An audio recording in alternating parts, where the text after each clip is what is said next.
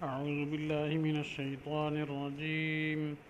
بسم الله الرحمن الرحيم.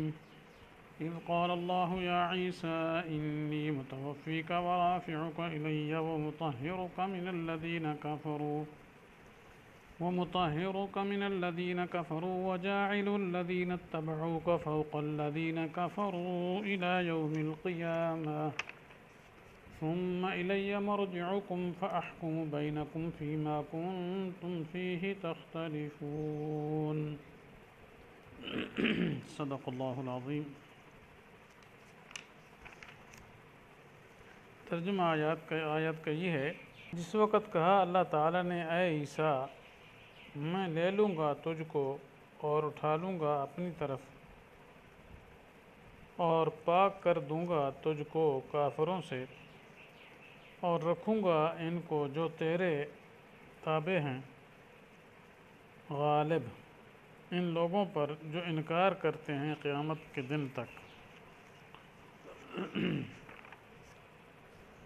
پھر میری طرف ہے تم سب کو پھر آنا، پھر فیصلہ کہہ دوں گا تم میں جس بات میں تم جھگڑتے تھے.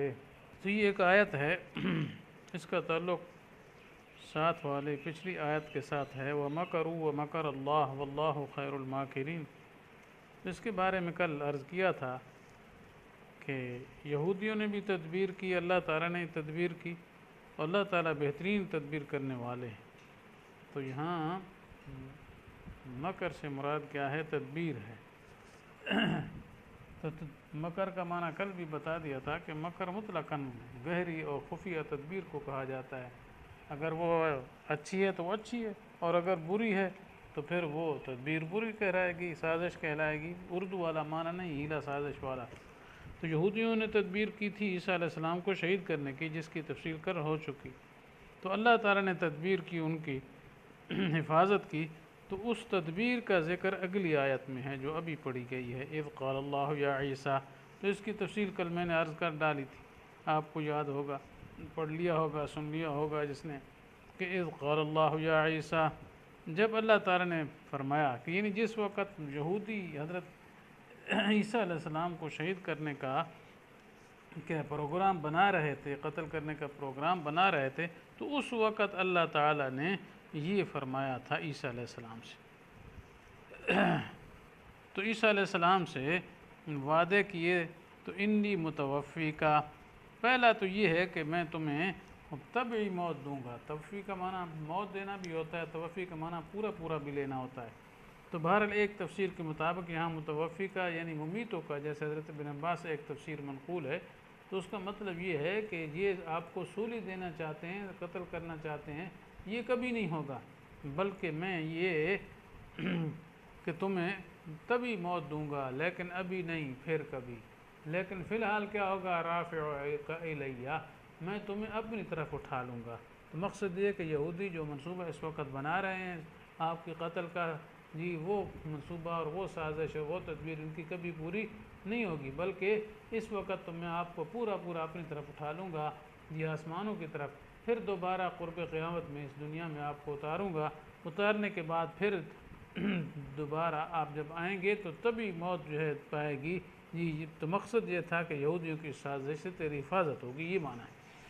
اور بعض حضرات نے معنی یہ بھی کیا ہے کہ یہاں متوفی کا معنی، توفی کا اصل معنی ہوتا ہے پورا لے لینا. ایفا، استیفا، یہ لفظ استعمال ہوتے ہیں عربی زبان میں. پورا لینا معنی یہ ہے کہ گویا اللہ تعالیٰ فرما رہے ہیں حضرت عیسیٰ علیہ السلام سے کہ میں تمہیں پورا لے لوں گا، پورا لے لوں گا. آگے پورا لینا کیا ہوگا؟ تو ورافعو کا اسی کی تفسیر ہے کہ تجھے اپنی طرف اٹھا لوں گا آسمانوں کی طرف. روح مع الجسد، روح مع کیونکہ آگے رافعو کا الیہ آ رہا ہے، تو رفع کا صلہ بھی بتا رہا ہے الیہ، اپنی طرف اٹھانا، یعنی روح مع الجسد، پورا اٹھانا، بدن بھی اور روح بھی مکمل اٹھا لوں گا. یہ نہیں ہے جیسے بعض لوگوں نے معنی جاہلانہ کیا ہے کہ یہاں رفع سے مراد کیا ہے؟ صرف روح کو لے لینا ہے، نہیں، بلکہ یہاں روح مع الجسد مراد ہے. تو بہرحال اگر پہلا معنی ہو ممیتوں کا، تو پھر متوفی کا اصل میں تعلق بعد کے ساتھ ہے، یعنی میں تمہیں موت دینے والا ہوں اور اٹھانے والا ہوں. لیکن معنی یہ کہ موت بعد میں ہوگی اور رفع پہلے ہوگا، لیکن متوفیقہ کا لفظ جو ہے خاص نقطے کی وجہ سے مقدم کیا گیا کہ مطلب یہ آپ پر موت آنی ہے۔ تو اس سے عیسائیوں کی کیا ہے عقیدہ کی تردید مقصود تھی کہ عیسیٰ علیہ السلام الہ نہیں ہیں، وہ اللہ کے بندے ہیں، یہ ان پر موت بھی آنے والی ہے، تو جس پر موت آیا کرتی ہے وہ خدا اور معبود الہ نہیں بن سکتا، وہ صرف اللہ تعالیٰ کی صفت ہے جو حی لا یموت ہے۔ عیسیٰ علیہ السلام پر موت آنے والی، تو ان کی تردید بھی مقصود تھی، اور ساتھ ساتھ یہود کے منصوبے کی بھی۔ آگے فرمایا وَمُطَهِّرُكَ مِنَ الَّذِينَ كَفَرُوا، اور تمہیں پاک کرنے والا ہوں کس سے؟ کافروں سے۔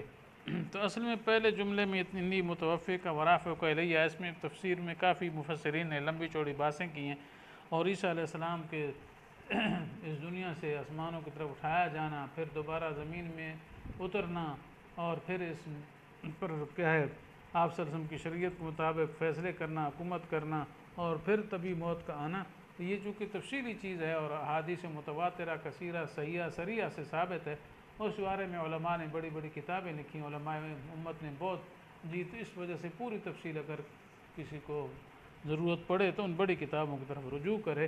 اس موقع پر اس کو کیا ہے بیان نہیں کیا جا سکتا کامل طور پر، صرف اتنا ہی بتا دیا کہ یقینی طور پر عیسیٰ علیہ السلام آسمان کی طرف اٹھائے جا چکے، دوبارہ آئیں گے، یہ مسئلہ قطعی ہے، یقینی ہے، احادیث کثیرہ سے ثابت ہے، امت کا اجماع ہے۔ آگے وعدہ یہ تھا وَمُطَهِّرُكَ مِنَ الَّذِينَ كَفَرُوا، تو اللہ تعالیٰ عیسیٰ علیہ السلام بھی فرما رہے ہیں کہ تمہیں میں کافروں کے سے پاک کروں گا۔ مراد کیا ہے کہ کفار جو تیرے بارے میں تانا لگاتے ہیں، آپ پر الزام لگاتے ہیں، تو اس وقت کفار سے مراد یہود مراد ہیں، کہ یہودی چونکہ عیسیٰ علیہ السلام کے نسب میں تانا کرتے تھے، تو فرمایا تمہیں پاک قرار دوں گا۔ تو وہ پاک کرنا کیا ہے کہ وہ آپ صلی اللہ علیہ وسلم کو دنیا میں جب آپ نے مبعوث فرمایا اللہ تعالیٰ نے، تو آپ کے ذریعے سے کیا ہے اس کی حضرت عیسیٰ علیہ السلام کی ماں کی اور ان کی طہارت کا بیان واضح قرآن پاک میں آ چکا ہے کہ حضرت مریم عفیفہ تھی، جن ان سے کوئی گناہ سرزد نہیں ہوا اس قسم کا، اور عیسیٰ علیہ السلام کی پیدائش بھی اللہ تعالیٰ کے خاص کلمہ کن سے ہوئی ہے، جی لہذا ان کے نسب میں تان کرنا یہ درست نہیں ہے۔ اور عیسیٰ علیہ السلام کے نسب کے بارے میں صفائی بیان کر دی، اور دوسری جو تہمتیں لگاتے تھے کہ عیسیٰ علیہ السلام نے خدائی کا دعویٰ کیا تھا، اس کو بھی کیا ہے ختم کر دیا گیا، کیونکہ عیسیٰ علیہ السلام کی عبدیت کے اقرار اور اظہار قرآن و حدیث میں بکثرت آیا ہے۔ تو اس بنا پر یہ اللہ تعالیٰ نے جو وعدہ فرمایا تھا وہ مطہرون من الذین کفروا، تو وہ وعدہ بھی پورا ہو گیا۔ وجاعل الذین اتبعوک فوق الذین کفروا الی یوم القیامہ، اور جو تیرے تابع ہیں ان کو ان کے اوپر کروں گا قیامت تک، جی جو تیرا انکار کرنے والے ہیں۔ مراد یہ ہے کہ جو عیسیٰ علیہ السلام کی نبوت کے اقرار کریں گے، جی ان کو ہمیشہ فوقیت رہے گی، علمی طور پر بھی اور مادی طور پر بھی۔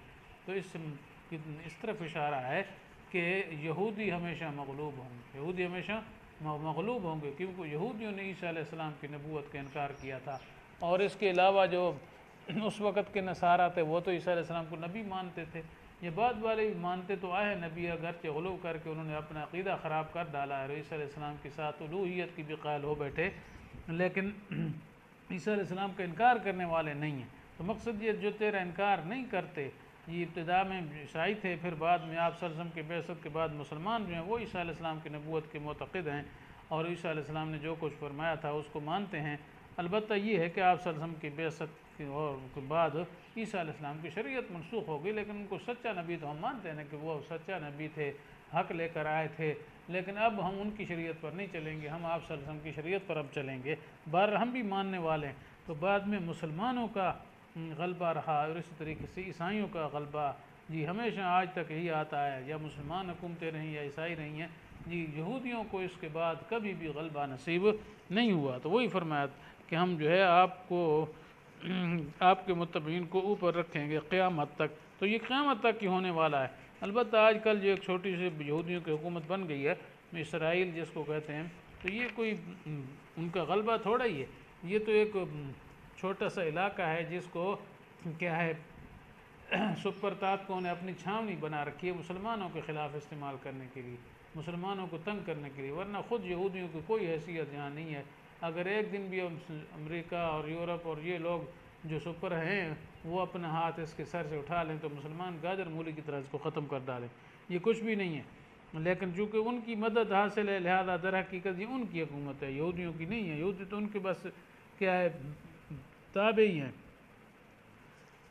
آگے فرمایا ثم الی مرجعکم، پھر تم سب میری طرف کیا لوٹو گے، سب کا میری طرف آنا ہے، فاحکم بینکم فیما کنتم فی، تو یہ آخرت کے متعلق ہے، یعنی سارے میرے پاس آؤ گے تو پھر میں تمہارے درمیان عملی فیصلہ کر دوں گا کہ کون ہے عیسیٰ علیہ السلام کے ماننے والے تو ان کو کیا ہے جنت میں ٹھکانہ ملے گا، اور جو نہیں ماننے والے ان کو دوزخ میں ٹھکانہ ملے گا، اور وہ اس کی تفسیر اگلی آیات میں آ رہی ہے۔